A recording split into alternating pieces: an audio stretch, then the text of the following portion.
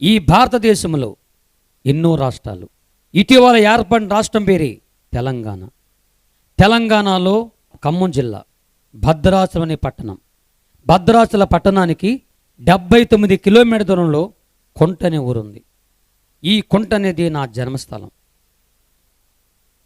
ఆంధ్ర, తెలంగాణ, ఛత్తీస్గఢ్, ఒరిస్సా ఈ 4 రాష్ట్రాల సరిహద్దు ప్రాంతమే ఆ అడవి ప్రాంతం. పూర్వకాలమందు అడవి చాలా భయంకరంగా ఉండేది.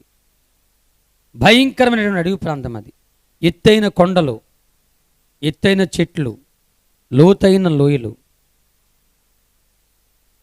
కంటి కనబడిన జీవు నుండి ఏనుగు లాంటి జంతువులు, క్రూర మృగాలు, జంతువులు, భయంకర ఆకాశ పక్షులు, సీలేరు నది, శబ్బ నది కలిసి అందమైన ప్రకృతి ప్రదేశం. గోదావరి చలయేరులు, పాపికొండల ప్రాంతాలు. ఆ అడవి ప్రాంతం వనమూలికలతో అద్భుతమైనటువంటి ఆరోగ్యకరమైన వనమూలికలతో sugar, BP, heart attack, gas trouble, సర్వ రోగాలు లేనటువంటి అద్భుతమైన ప్రకృతి. అసలు ఆ గాలి పీలిస్తే చాలు అద్భుతం. అక్కడ డాక్టర్లు ఉండరు, హాస్పిటల్ ఉండవు. ఒక్కొక్క స్త్రీలు, తల్లులు 5 నుంచి 20 మందిలో పిల్లల్ని కనగలరు. ఏ నర్సులు ఉండరు, ఏ ఇంజక్షన్ ఉండవు. ఆడతా పాడతానే కని వెళ్తుంటారు వాళ్ళు. అంటే ఒక దేవుని సృష్టి అది. ఆ అడవి ప్రాంతంలో సాధులు, సన్నాసులు, దిగంబర స్వాములు, అఘోరులు, మాంత్రికులు, దెయ్యాలు, భూతాలు, పిశాసులు, అడవిని కాపాడే ఫారెస్టు పోలీస్ ఆఫీసర్లు, మావోయిస్టులు, నక్సలైట్లు, పోలీస్ ఆఫీసర్లు, అడవిని చూట్టాకొచ్చే టూరిస్టులు, అడవిలో పుట్టి పెరిగే అడవి జాతి, అడవి సంపద దోసుకెళ్ళిపోయే దొంగలు, దుర్మార్గులు ఎందరో ఎందరో అడవిలో ఉన్నారు. అడవిలో పుట్టి పెరిగే జాతులు 18 రకాల జాతులు. ఈ 18 రకాల జాతులో మాతో ఒక రకమైన జాతి కోయ దొరల జాతి. మమ్మల్ని కోయలు అంటారు, కోయ దొరలు. కోయలో రకాలు ఉన్నారు. జాంబ కొయ్య, బుడబుకల కొయ్య, జంగల కొయ్య, జ్యోతిష్ కొయ్య అని. వీళ్ళందరూ మీరు చూస్తారు, మీకు కనిపిస్తారు. కానీ కోయ దొరలనేవారు మాత్రమే మనుషులు సామాన్యం కనబడరు, అడవిలో ఉంటారు. నాగరికత తెలియని ప్రజలు.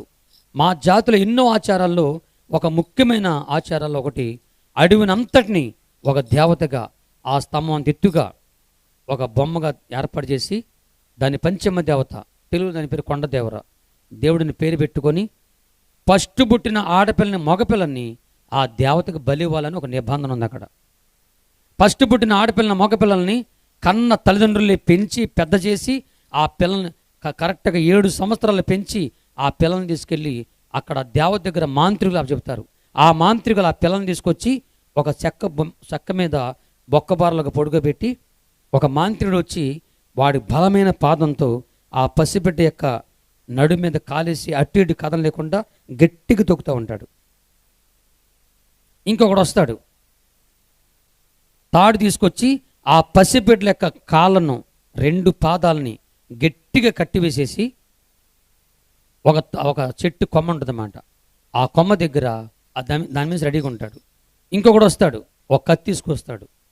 కత్తి మన కత్తులు, రాతి కత్తులు చాలా ప్రమాదకరమని ఆ కత్తులు తీసుకొచ్చి ఆ పసిబిడ్డ యొక్క మెడ మీద పెట్టి బలంగా నరగ్గానే మెడ తెగి తలక ఎగిరి ఆ దేవత పాదలు పడిపోద్ది అన్నమాట. దేవత పాదలు పడిపోద్ది అంటే అలా ఫిక్స్ చేస్తారు. ఇలా నరికితే ఏళ్ళాడ పడిపోద్ది. అయితే ఆ ప్రాంతంలో నుంచి అతి భయంకరమైన ప్రదేశం, చాలా భయంకరంగా ఉంటుంది అక్కడ. ఈ లోపల ఆ పసిబిడ్డ మీద వేసినటువంటి పాదాన్ని తీసేస్తారు. తీసేయగానే వెంటనే ఆ తాడు లాగుతూ ఉంటారు పైకి. ఆ లాగుతున్నప్పుడు 2 పాదాలు పైకి వెళ్తుండగా 2 పాదాలు వెళ్తుంటే తలకాయ లేని ఆ మెడ అలాగే పైకి వెళ్ళిపోతూ ఉంటుంది. ఈ దృశ్యాన్ని పిల్లల కన్న తల్లిదండ్రులు చూసి చాలా ఆనందంగా సంతోషపడుతూ మా బిడ్డని దేవుడు తీసుకున్నాడని వాళ్ళు పరిగెత్తుకుంటా డ్యాన్స్ చేస్తూ వస్తారు. అప్పటికే ఆ పసిబిడ్డ యొక్క శరీరము అలాగ పైకి లెగిసిపోయి ఆ మెడకాయ, తెగిపోయినటువంటి మెడకాయలోంచి కారుతున్న రక్తాన్ని కన్న తల్లిదండ్రులే, తమ బిడ్డల కన్న తల్లిదండ్రులే ఆనందంగా సంతోషంగా చూస్తూ కన్న బిడ్డ యొక్క మెడ నుంచి తెగినటువంటి ఆ మెడ నుంచి కారుతున్న రక్తాన్ని దోషులతో పట్టుకొని మోకానికి రాసేసుకొని కన్న బిడ్డల రక్తాన్ని తాగి కుర్రోకురుండి వెళ్ళిపోతుంటారు. అట్టి జాతుల నుంచి యేసయ్య మమ్మల్ని రక్షించాడు. దేవునికి స్తోత్రం కలుగునుగా. ఆ ప్రాంతంలోనే మా అమ్మ నాన్నకు 6 సంతానం. మా అమ్మ నాన్నకు 6 సంతానం అయితే నాకు 3 అన్నలు 2 అక్కలు. నేను లాస్ట్ నేను అమ్మ కడుపులో ఉన్నాను. నా ఫస్ట్ అన్నని, మా అమ్మ నాన్నకు పుట్టిన ప్రథమ సంతానం ఫస్ట్ కొడుకుని, నా ఫస్ట్ అన్నని అట్టాగే ఆ దేవతకు బలి చేశారంట. మా నాన్న పేరు ఆంబోతెం కన్నా, చాలా భయంకర మాంత్రికుడు. మాంత్రిక విద్యలో మా నాన్న ఆరితేలినాడు. 100 మంది మాంత్రికులను తయారు చేసినవాడు. ఆంబోతెంకనంటే ఆంధ్ర, ఏపీ, తెలంగాణ కొన్ని ప్రాంతాల్లో తెలియని వారు లేరు. ఎందుకంటే 100 మంది మాంత్రికుల్ని తయారు చేసినవాడు ఆయన. మా అమ్మ నాన్నకు 6 సంతానంలో ప్రథమ ఫలమైన మా అన్నని చంపేశారు. ఇక నాకు 2 అన్నలు 2 అక్కలు. నేను లాస్ట్ వాడిని. మా అమ్మ కడుపులో ఉన్నాను.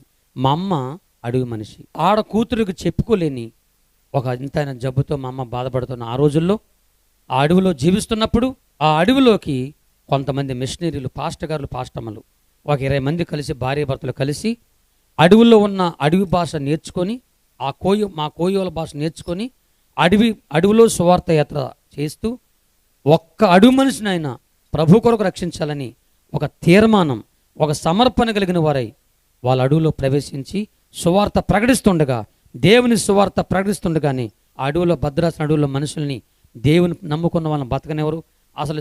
ఎందుకంటే యథార్థవాది లోకానికి విరోధి. మంచి చెప్పేవాళ్ళు ఎవరు పనిచేయరు. చెడు చెప్పేవాళ్ళు, కొంపలు ముంచేవాళ్ళు ఆలైతే పనిచేస్తారు, కానీ మంచి చెప్పేవాళ్ళు పనిచేయరు కదా. చేతబడులు, ఈ కాసుమారాలు మానేసేసి ప్రకృతి అంతా చక్కగా ఉంచుకోండి, ఈ నరబలిని మానేయమని, దేవుడు నమ్ముకోమని వాళ్ళు సువార్త చేస్తుంటే చాలామందిని చంపేశారు అడవి మనుషులే. ఒక రోజున మా అమ్మ కళ్ళ ముందే, మా అమ్మ చూస్తుండగానే ఒక పాస్టర్ గారు, పాస్టమ్మ గారిని మా అమ్మ కళ్ళ ముందే వారు గొంతులు కోసేశారు. గొంతులు కోసినప్పుడు మా అమ్మ వాళ్ళని చూస్తూ వాళ్ళని అడుగుతూ ఉంది, వాతింకురు జలాతంకురు మసీ మంకని దేపుకరించారు, వాతింకురే ఎందుకు మీరు వాళ్ళని అట్లా కోసేశారు, నరికేశారు అని అడిగితే, మన దేవుని కాకుండా వాళ్ళు ఏ దేవుని చెప్తున్నారు అని చెప్పి వెళ్ళిపోయారు. సరే, మా అమ్మ వాళ్ళ గొంతులు కొయ్యబడి, ఆ పాస్టర్ గారు, పాస్టమ్మ గొంతులు కొయ్యబడి కొనూపురు చచ్చిపోతున్న టైంలో మా అమ్మ వాళ్ళకి అలా జాలిగా చూస్తుండగా ఆ చచ్చిపోతున్నటువంటి పాస్టర్ గారు, పాస్టమ్మకు ఒక ఆశ కలిగింది. ప్రాణం పోయే ముందు ఒక్క క్షణమైన ఈ అడవి మనిషికి, అమ్మాయికి యేసే గురించి చెప్పాలని మా అమ్మని పిలుస్తున్నారు. మస్కోట వర్రా జాంజే కురుకురై రమ్మని అడుగుతున్నారు. మా అమ్మ వచ్చి ఏంటని అడుగుతుంది. వెంటనే ఆ పాస్టర్ గారు, పాస్టమ్మ గారు ఓపిక తెచ్చుకొని, యేసే దేవుడు, యేసు నమ్ముకో, నీ జీవితం బాగుపడదని మా అమ్మ చెప్తుండగానే వెంటనే మా అమ్మకి ముందు ఆశ్చర్యమే, తర్వాత నవ్వు వచ్చి పెచ్చోళ్ళలాగున్నది. ఇప్పుడే మా వాళ్ళు మిమ్మల్ని నరికేశారు, మీ దేవుడు గొప్ప దేవుడు అన్నందుకే వాళ్ళు నరికేశారు, ఎందుకు అలా చెప్తున్నారు?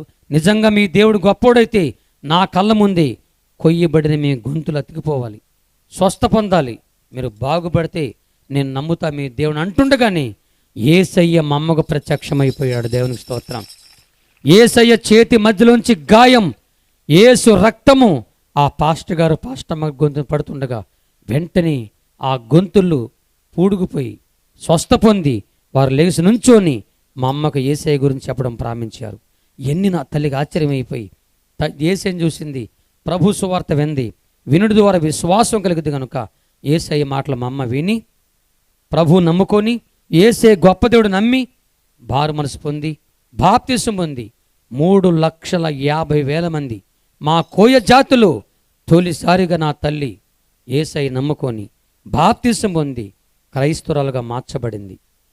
3,50,000 మందిలో తొలిసారిగా యేసు నమ్మి క్రైస్తవులుగా ప్రథమ ఫలంగా మొట్టమొదటిసారిగా అడవిలో క్రైస్తవులుగా మార్చబడింది మా అమ్మ ఒక్కటే. దేవుని స్తోత్రం.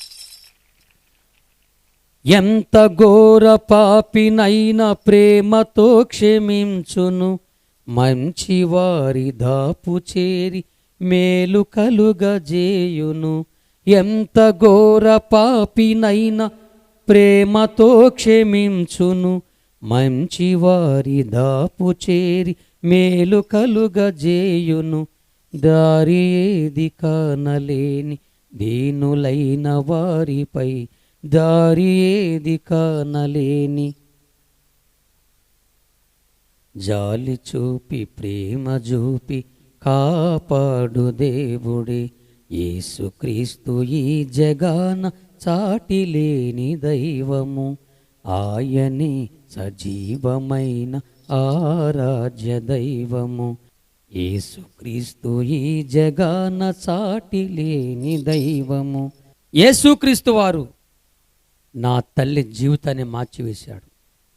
అడవిలో 3,50,000 మంది మా కోయ జాతిలో మొట్టమొట్ట క్రైస్తురాలు నా తల్లి. ప్రభువు నమ్ముకుంది. ఆ మసల పేరు కోటమ్మ. ప్రభువు నమ్ముకున్న తర్వాత మరియమ్మగా మార్చారంట అక్కడ పాస్టమ్ గారు. సరే, నా తల్లి ప్రభువు నమ్ముకున్న తర్వాత కొంతకాలమైన తర్వాత మా అమ్మ యేసు ప్రభువు నమ్ముకుందని తెలుసుకున్న నా తండ్రి మా బంధువులు కలిసి మా అమ్మను తీసుకెళ్ళి నిండు గర్భిణి, ఇక ప్రసవించే గడియలు, నిండు గర్భిణి, నేను మా అమ్మ గర్భిణిలో ఉన్నా కదా, నిండు గర్భిణి తెలిసి కూడా యేసు ప్రభు ఆ దేవుడు నమ్ముకొని మన జాతికి కలంకం తీసుకొచ్చావు నువ్వు. మన దేవుడు కోపం వచ్చి మన జాతిని మొత్తాన్ని మింగేస్తాడు. నీ వల్ల మన జాతి నశించకపోవడం మాకు ఇష్టం లేదు. నిన్ను చిత్రహింసలు చంపేస్తే అప్పుడు మన దేవుడికి మన మీద ప్రేమ కలిగిద్దని, కోపం తగ్గిద్దని నిండు గర్భిణి అయిన మా అమ్మని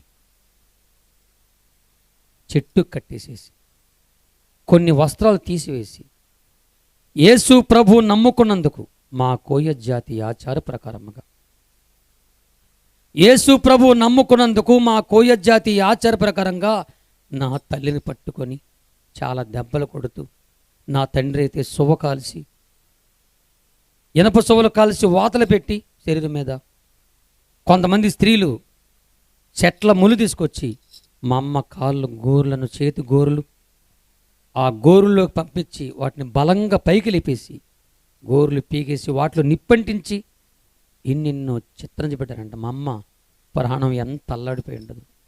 ఇవన్నీ నా తండ్రి మా బంధువులు ప్రభు నమ్ముకున్న తర్వాత ఎన్నో విషయాలు చెప్పారు నాకు. మా అమ్మ అంట ఆ రోజున, ప్రభువా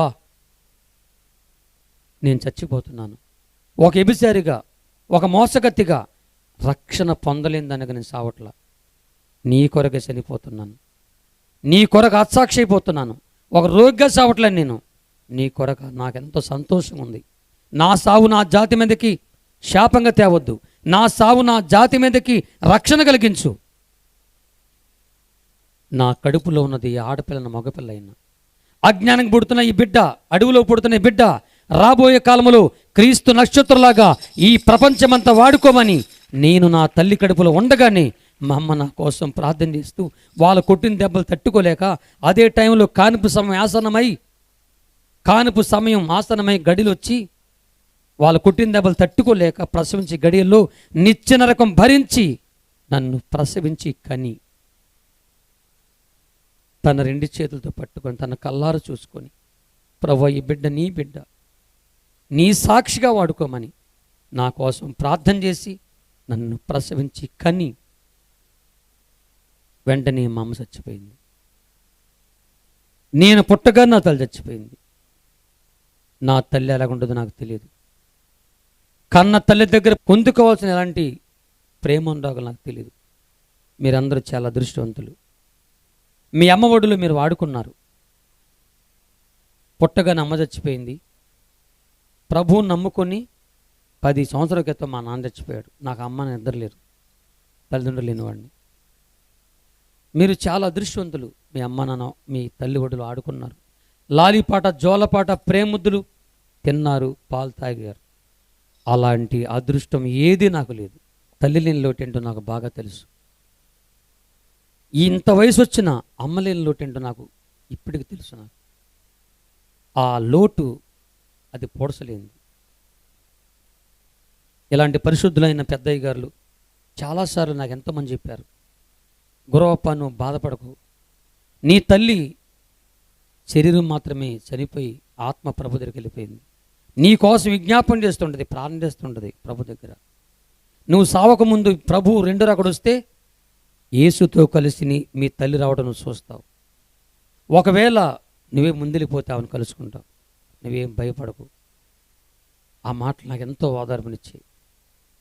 26 సంవత్సరాలుగా దేశవ్యాప్తంగా నేను తిరుగుతున్నప్పుడు, నేను ఏ ఊరు వెళ్ళినా, ఏ ప్రాంతం వెళ్ళినా ఆడవాళ్ళు స్త్రీలు కనబడితే అమ్మ, చెల్లెమ్మ, అక్క, ఆత్మీయ బిడ్డలాగా నేను పిలుస్తుంటాను.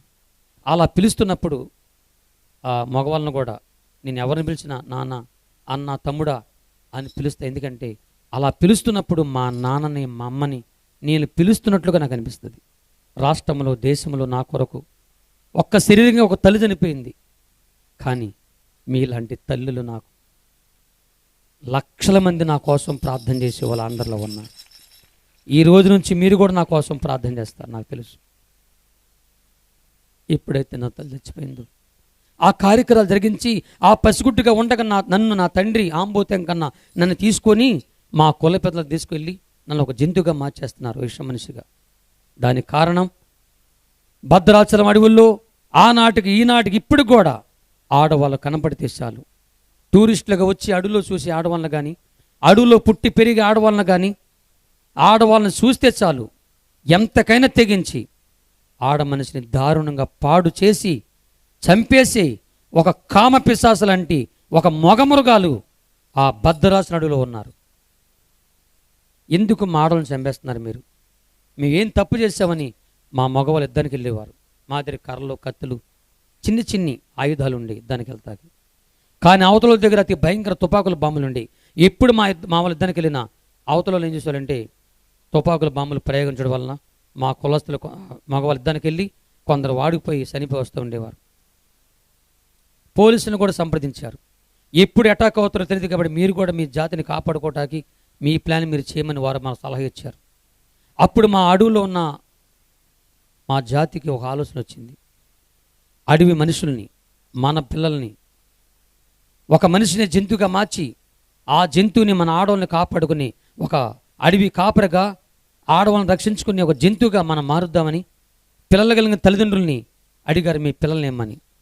అవసరమైతే దేవతలకు బలిస్తున్నారు తప్ప జంతువుగా మార్చడానికి ఒప్పుకోలేదు. అలాంటి టైంలో నేను పుట్టాను, మా అమ్మ చనిపోయింది, ఆ పసిగుడ్డుగుండగా నా తండ్రి నన్ను తీసుకొని ఇడిగో నా కొడుకు మీసాల గురప్ప, వీడిని మన ఆడవాళ్ళని కాపాడుకుని అడవి కాపరగా ఆడవాళ్ళ రక్షకుడుగా ఒక జంతువుగా మనం మారుద్దామని వాళ్ళు మాట్లాడేసుకొని వాళ్ళు ఒక నిర్ణయం తీసుకొని భద్రాచలం అడవిలో ఉన్నటువంటి అతి ప్రమాదకరమైన భయంకరమైన వనమూలికలు నల్లిస్త్ర, తెల్లిస్త్ర, భూమిస్త్ర, మణికంఠమని ఈ 4 వనమూలికలు ముందుగా పసరగా చేసి ఆ పసర ముందుగా నాకు త్రాగించారు.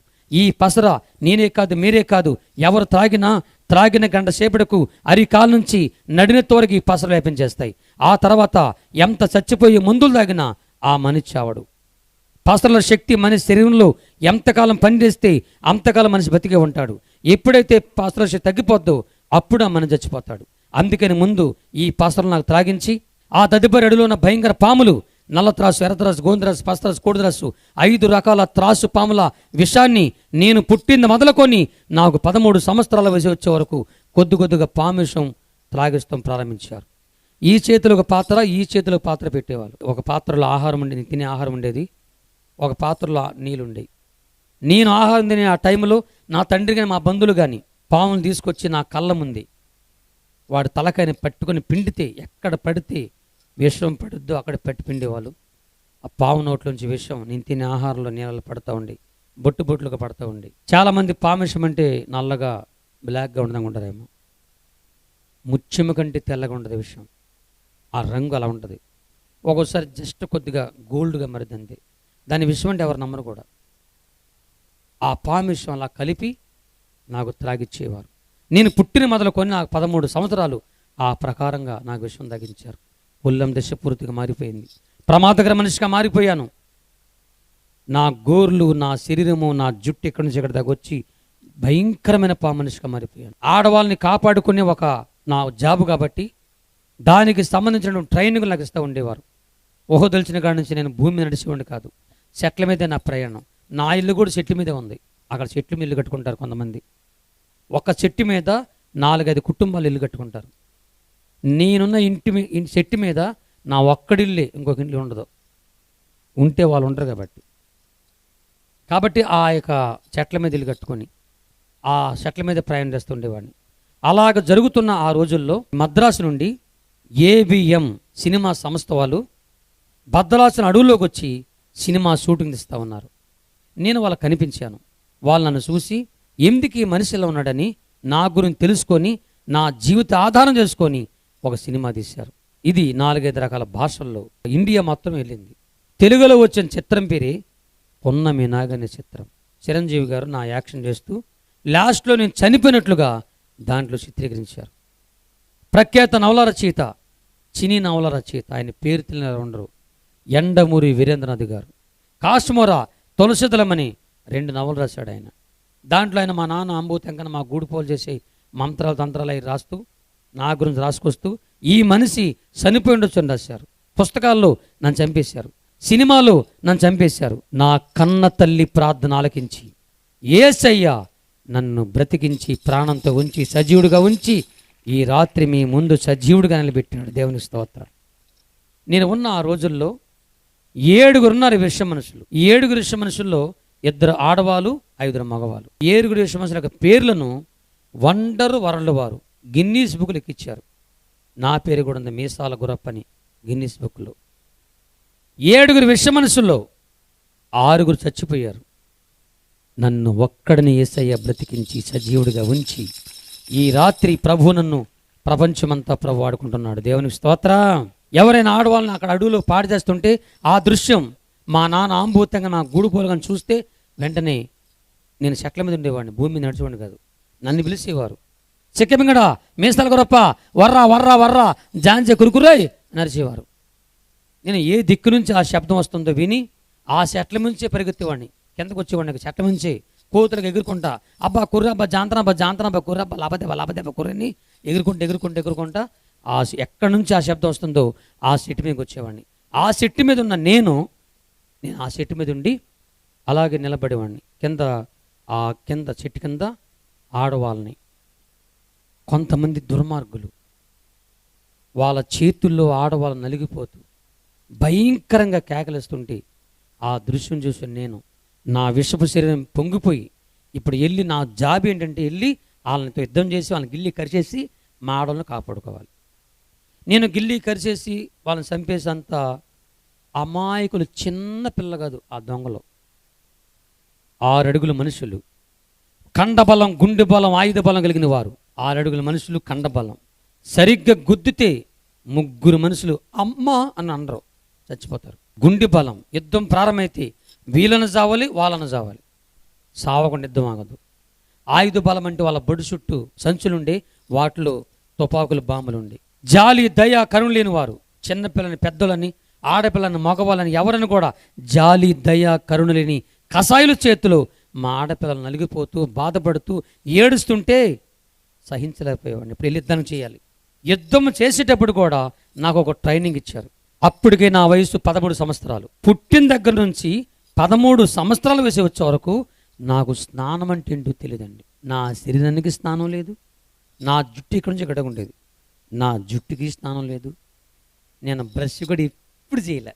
ఆ రోజుల్లో నేను ఇక్కడుంటే అదిగో వెనక్కొచ్చున్నారే అన్నలో అంత లెక్క దుర్వాసన వచ్చేది నా నుండి. ఆనాడు దుర్వాసనుడిని యేసయ్య నాలోకి వచ్చాడు, నా జీవితమే పరిమళ వాసనగా మార్చివేశాడు. దేవుని స్తోత్రం. యేసును కలిగిన వారి జీవితాలు పరిమళ వాసన. ఒక్కరోజు స్నానం చేయకపోతే వాళ్ళ శరీరం వాళ్ళకి అంత కమ్మనవాసన వస్తే 13 సంవత్సరాలు స్నానం వేలే నేను ఎంత కమ్మనవాసన వచ్చేవాడు. నా జుట్టుతో ఒక టైప్ వాసన, నా శరీరంతో ఒక టైప్ వాసన, నా నోరు ఒక టైప్ వాసన. అలాగ నేను చెట్టు మీదకి రాగానే నా శరీర దుర్వాసన ఈ కిందన దొంగలకు వచ్చేది. ఆ వాసన వాళ్ళకు వచ్చేసి ఏం చచ్చింది, ఇప్పుడు దాకా బాగానే ఉంది, అప్పా అని వాళ్ళు అనుకుంటున్న టైంలో నేను ఆ చెట్టు మీద నుంచి గిరగిర తిరుగుతూ వాళ్ళ మీద పడిపోయేవాడిని. దూరంగా ఉన్నప్పుడే అంత వాసన ఉన్న నేను వాళ్ళ మధ్య దూకాన్ని నా నోట్లోంచి ఒక రకమైన శబ్దం వచ్చేది, అని ఒక రకమైన కోయి శబ్దం. నా నోట్లో వాసన వాళ్ళ ముక్కులకి వెళ్ళిపోయి మా ఆడోళ్ళని వదిలేసి ఒక బొమ్మలాగా మొత్తు పెడితే అలాగైపోతారు, అట్టా గుండెలు అంతే. వెంటనే మా ఆడోళ్ళని తోసేసేవాడిని. అక్కడ మా నాన్నగారు ఎవరో ఉంటే వాళ్ళు తీసుకెళ్ళిపోయేవారు. అక్కడున్న నేను క్షణము కూడా ఆలస్యం చేయకుండా స్పీడ్గా తిరుగుతుండేవాడిని. అలా తిరుగుతుండగానే నాతో పాటు నా జుట్టు కూడా తిరుగుతూ ఉండేది. నా జుట్టు వెళ్ళి వాళ్ళ ముక్కులకి లేదేమో. శరీర వాసన ఒకవైపు, నోరి వాసన ఒకవైపు, జుట్టు వాసన ఒకవైపు. నా యుద్ధం పేరు వాసన యుద్ధం, బ్యాడ్ స్మెల్ మ్యాన్. ఆ వాసన తట్టుకోలేక అలాగే ఉండేసరికి నాకు అది చాలు. ఆ క్షణంలో స్పీడ్గా తిరుగుతూ నా చేతి గోర్లు మన బ్లేడ్లాగా ఉండి తీసుకెళ్ళి అలా వేసేవాడి అంతే.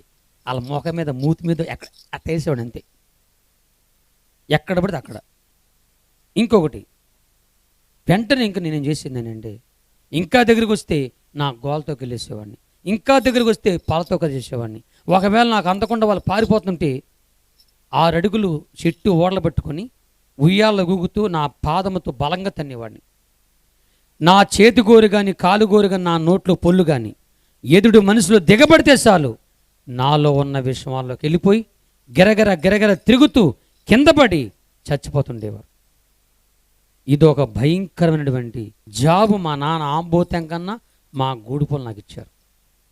ఇంకొక జాబ్ ఉంది, ఆ జాబ్ పేరు ఏంటంటే దొంగతనాలు.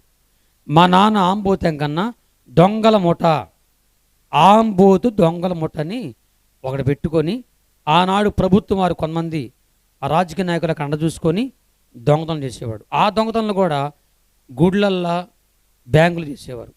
గుడిలో చేసిన, బ్యాంకులు చేసిన నాకు దొంగతనం చేత కాదు. నా పనినంటే వాళ్ళకి అడ్డుగా ఉండేవాడిని. ఎవరైనా మా దొంగల కొడతకు వస్తే వాళ్ళని గిల్లేయాలి. దొంగలకి బాడీగార్డ్ ఉద్యోగం. ఆ కొంపల ముంచి వాళ్ళని కాపాడుకునేవాడిని.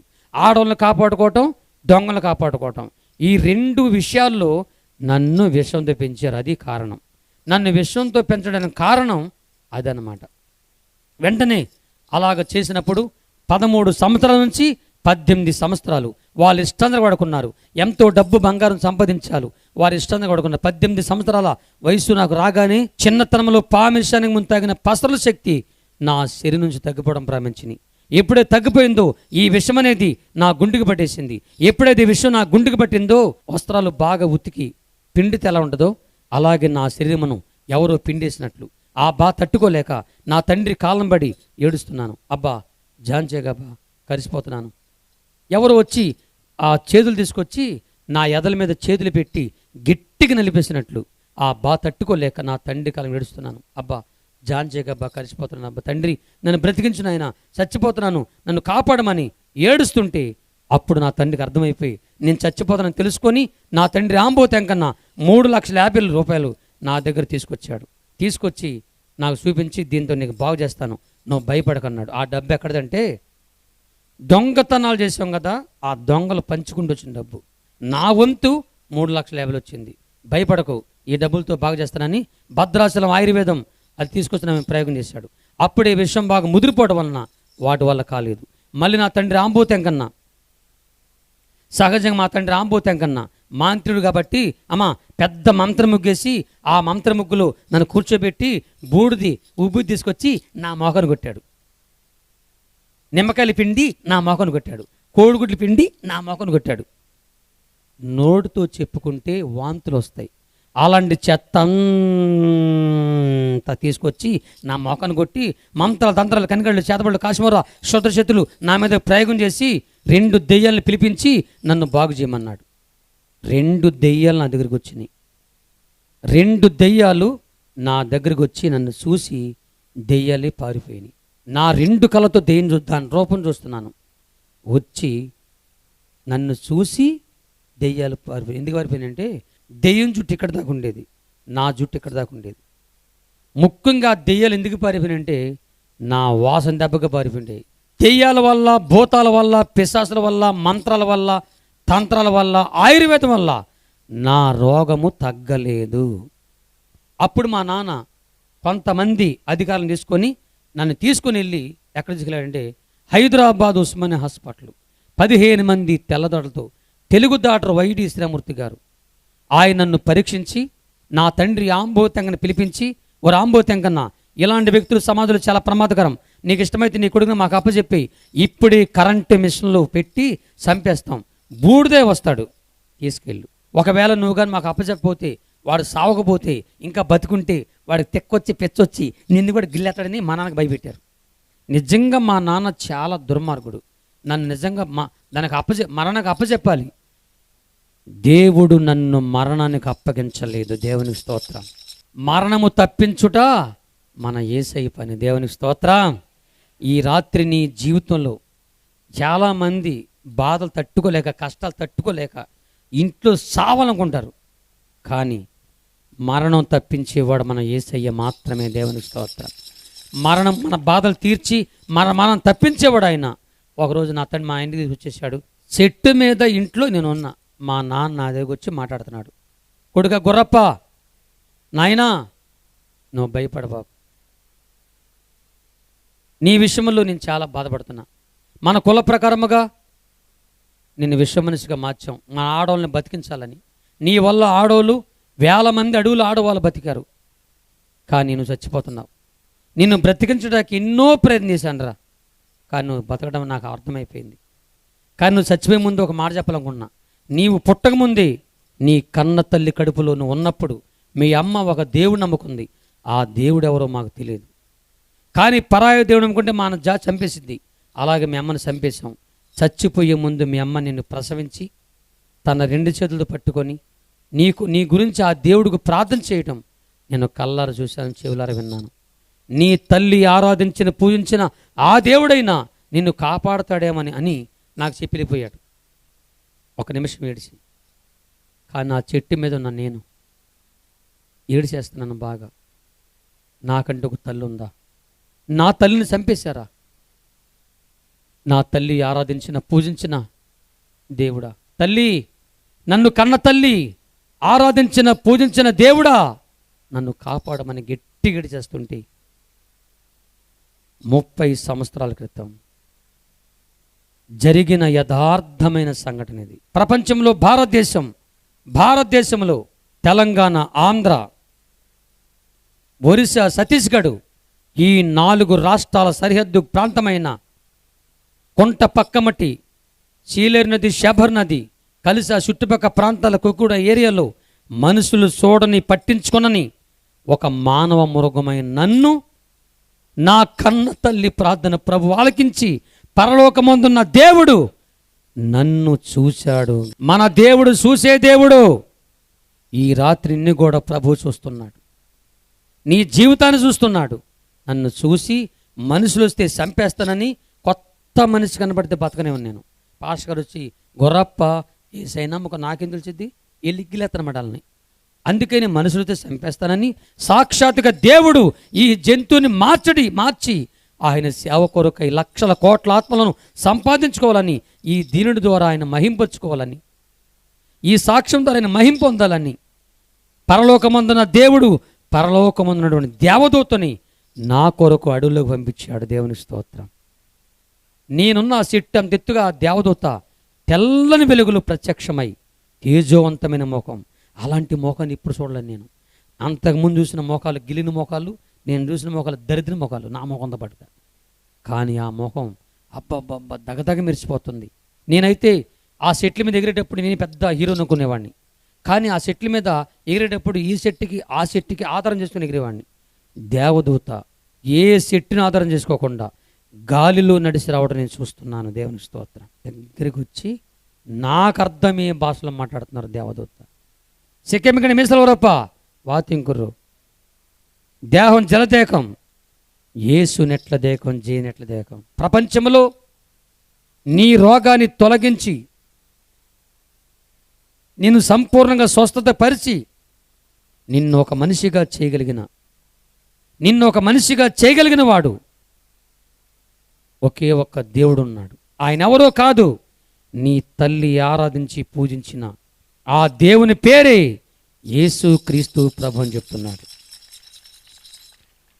15 రోజులు దేవదూత నా దగ్గరే ఉండి నాతో ఉండి తల్లి ప్రేమ, తండ్రి ప్రేమ, దేవుని ప్రేమ, యేసయ్య ప్రేమ వివరంగా చెప్తుంది. అనాగరికత నుంచి నాగరికత తెలియజేస్తూ ఉన్నారు. నాకు అర్థమైపోతూ ఉంది. యేసయ్యని చెప్తుంటే యేసయ్య గురించి తెలిసిపోతుంది. దేవునికి స్తోత్రం.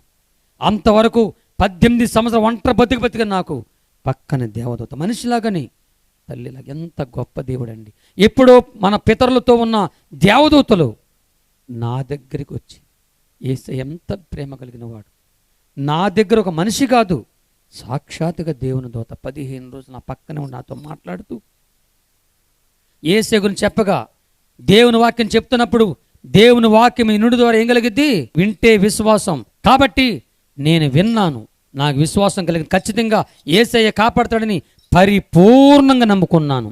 1984 సంవత్సరం అక్టోబరు 4, 5, 6, 7, 8 ఈ 5 రోజులు గుంటూరు పట్టణంలో శాంతవర్ధన్ నగర్ పాస్టర్ గారు పెద్ద ఇలాంటి సభలు ఏర్పాటు చేశారు. ఆ సభలో జీసస్ కాల్స్, యేసు పిలుస్తున్నాడు, మన దినకరన్న గారు మద్రాసు నుంచి వచ్చి ఆ సభలో పాల్గొన్నారు స్పీకర్గా. లక్షల మంది జనం ఇలాగున్నారు. అందరు 2 చేతులు పైకెత్తి ప్రభుని స్తుతిస్తున్నారు. దేవదూత అడవులోంచి నన్ను తీసుకొని ఆ సభలో తీసుకెళ్లారు. దేవునికి స్తోత్రం. ట్రైన్లో వెళ్ళామో, బస్సులు వెళ్ళామో, విమానాలు వెళ్ళామో, గాల్లో వెళ్ళామో నాకు తెలియదు. అక్కడే నిలబడ్డాం. దేవత నా పక్కనే ఉన్నారు. జనమంతా చేతులు పైకెత్తి ప్రభుని స్తుతిస్తుంటే నేను కూడా ప్రభుని స్తుతిస్తూ దూతను చూస్తూ ఉన్నాను. నేను చూస్తున్నా కానీ నా కళ్ళ ముందే దేవదూత అంతర్ధానమైపోయారు. నా కళ్ళ ముందే మాయమైపోయేసరికి నాకు అప్పుడు అర్థమైంది, ఇప్పుడు దాకా నాతో ఉంది మనిషి కాదు, దేవదూత అని. దెయ్యం మోకం చూశాను, దేవదూత మోకం చూశాను. నాకు అర్థమైపోయింది. నా గుండె జల్లుమంది, ఇప్పుడు దాకా నాతో ఉంది దేవదూత. దేవుడు నన్ను ఎంత ప్రేమించాడని ప్రభుని స్తుతిస్తూ ఆ స్థలంలో నేను గట్టిగా ఏడుసేస్తున్నాను, యేసయ్యా నా యొద్దకు వచ్చిన వారిని ఎంత మాత్రం బయటకు త్రోసని చెప్పవంట. నీ వద్దకు వచ్చాను, నన్ను కనికరించు ప్రభు, కనికరించు. నా రోగమే నన్ను చంపేస్తుంది, చచ్చే నన్ను బతికించు నాయన, చచ్చేదాకా నీ సేవ చేస్తానని ఏడుస్తుంటే ఆ మైకు నుంచి ఒక మాట వినబడుతుంది నాకు, మీసాల గురప్ప, విశ్వ మనిషి అనబడిన మీసాల గురప్ప యేసు ప్రభుని స్వస్థపరచబోతున్నాడు, రా స్టేజ్ రమ్మని చెప్పారు. 15 మంది పాస్టర్లు పాస్టమ్మలు రోగుల కోసం ప్రార్థన చేస్తూ ఉన్నారు. నేను వాళ్ళ ముందు వచ్చి పడిపోయాను. నేను చెప్తున్నాను, అరుస్తున్నాను, కానీ నా భాషలకు అర్థం కాలేదు. కానీ వాళ్ళకు ఒకటి అర్థమవుతుంది, నేను చచ్చిపోతున్నానని. 15 మంది అమ్మగారులు, అయ్యగారులు నా వాసన పట్టించుకోవాలా, నా సిడి దూరసన పట్టించుకోలేదు. ప్రార్థన నూనె తీసుకొచ్చి నా తల మీద వేసి 15 మంది నా తల మీద చేతులేసి కన్నీరు కార్చి ప్రార్థన చేస్తుంటే వాళ్ళ కళ్ళ నీళ్ళు కారి నా తల మీద పడుతూ ఉన్నాయి. నన్ను బ్రతికించమని వాళ్ళు ఏడిసి దేవునికి ప్రార్థన చేస్తున్నారు. నా కన్న తండ్రి ఒక్క నిమిషం నా గురించి ఏడిసి వెళ్ళిపోయాడు చచ్చిపోతుంటే.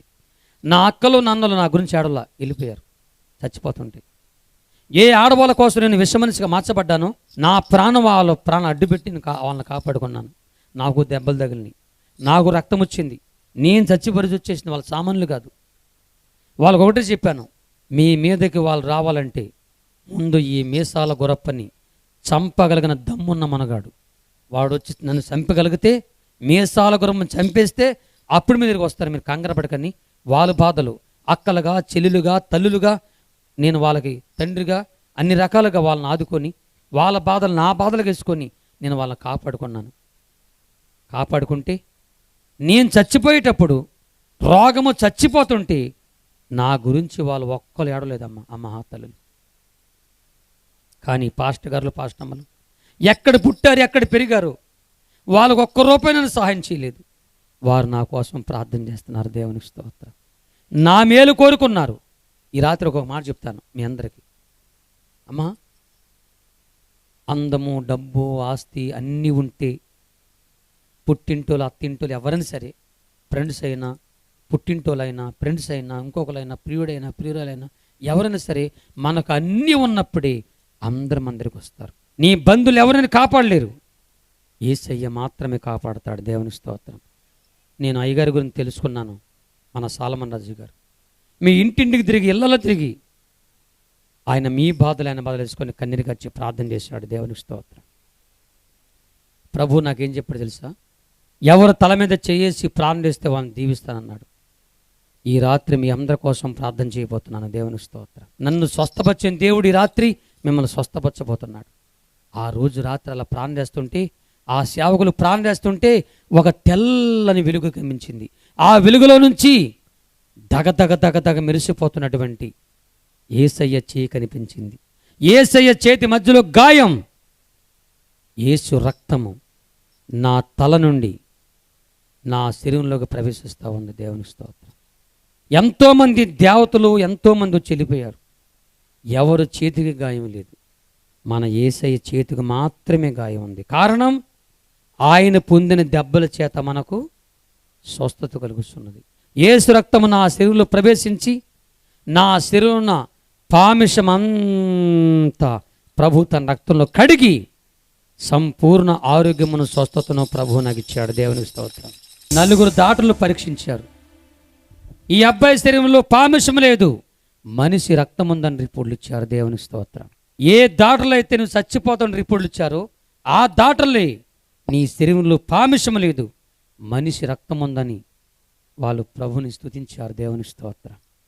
వారిలో 2 డాక్టర్ గారు, ఒక ఆయన గుంటూరులో ప్రతాప్ కుమార్ గారు, ఆ వరంగల్ డాక్టర్ గారు వైడి శ్రీమూర్తి గారు, వీళ్ళిద్దరు నా యొక్క రిపోర్ట్ చూసి వారు ప్రభు నమ్ముకున్నారు. దేవుని స్తోత్రం. ఈ భూమి, ఆకాశము, సముద్రం, అందులో సర్వాన్ని కలిగించిన సర్వ సృష్టికర్త అయిన ఈ ప్రపంచానికి ఒకే ఒక్క దేవుడైనా, ఎవరు ఒప్పుకున్నా ఒప్పుకోకపోయినా, ఎవరు నమ్మకపోయినా, ఈ ప్రపంచానికి ఒకే ఒక్క దేవుడైనా యేసుక్రీస్తు ప్రభు మాత్రమే నన్ను స్వస్థపరిచాడు. దేవుని స్తోత్రం. ఇదే నా రక్షణ సాక్ష్యం. దేవుని స్తోత్రం. 100 ఎయిడ్స్ రోగాలు కలిస్తే ఎంత శక్తి ఉంటుందో అంతకంటే 1000 రెట్లు శక్తి కలిగిన నా రోగాన్ని స్వస్థపరిచిన దేవుడు అల్ప స్వల్పమైన మీ ప్రతి రోగాన్ని ఈ రాత్రి ప్రభు స్వస్థపరచునుగాక. మీ ప్రతి సమస్యను ప్రభు తొలగించునుగాక. దేవుడు నమ్ముకొని ధన్యునైపోయా, మీరు కూడా ధన్యులైపోవాలి. ఏ చర్చికెళ్ళిపోయినా, ఇదే కొత్తగా వచ్చినా సరే మిమ్మల్ని ప్రభు దర్శించబోతున్నాడు. ఇప్పుడు నా పేరు క్రీస్తుదాసు, నా భార్య పేరు ప్రభు కుమారి. మీసాల గొర్రె పెళ్ళి ఎందుకని ఆయనకి పిల్లలు పుడతారా? నన్ను నా భార్యని దేవుడు ప్రేమించి 3 పిల్లల్ని యేసయ్య మాకు ఇచ్చాడు. దేవుని స్తోత్రం. పెద్ద కూతురి పేరు సువార్త్రాణి, చిన్న కూతురు ప్రేమజ్యోతి, కొడుకు పేరు జాన్ వెస్లీ, నా పేరు క్రీస్తుదాసు, నా భార్య పేరు ప్రభు కుమారి. అడవులో పుట్టిన జంతువు లాంటి నా దగ్గరికి యేసయ్య వచ్చి ఆయన రక్తంలో కడిగి సంపూర్ణ ఆరోగ్యం చేసేసి బాప్తిస్మం రక్షించి మారు మనసిచ్చి రక్షించి నా భార్యనిచ్చి పిల్లలనిచ్చి సంఘమిచ్చి సేవనిచ్చి 26 సంవత్సరాలుగా ఈ భారతదేశం అంతా ప్రభు తన సాక్షిగా వాడుకుంటూ అలా తిరిగి ఈ రాత్రి మీ మధ్యకు వచ్చే భాగ్యం దేవుడిచ్చాడు. దేవుని స్తోత్రం. యేసయ్యకే మహిమ కలుగునుగాక. నెట్ల దేకము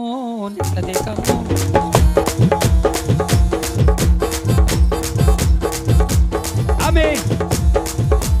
మస్తిరిగాలు, మంత్రిగాలు, పింగిరిగాలు జాంచగండ్రో, మస్కోట్లు, మంకాళ్ళు, పింకుళ్ళు జాంచగండ్రో కుర్రో కోయా రే కోయ్ కోయ్ కోయ हमारे समदमामा, कोया रे कोई कोई कोया हमारे समदमामा, कोई कोई कोई कोई अनंडी कोई कोई कोई कोई कोई कोई कोई कोई हैजलका हैजका हैजलका हैजका हैजलका हैजका डिंगर डिंगर डिंगर कोई हे आमीन. रे रे ला रे रे ला रे ला रे रे ला रे रे ला रे ला ला रे ला रे ले ला रे ला रे ला रे ले ला रे ला रे ला रे ले ला कोया रे कोई कोई कोया हमारे समदमामा, कोया रे कोई कोई कोया हमारे समदमामा, कोई कोई कोई कोई बंदी बंधुरे भैया बंदी बंधुरे गुडिन जमारे भैया बंदन जमारे येसु जा प्रभु ने दुखन जमारे येसु जा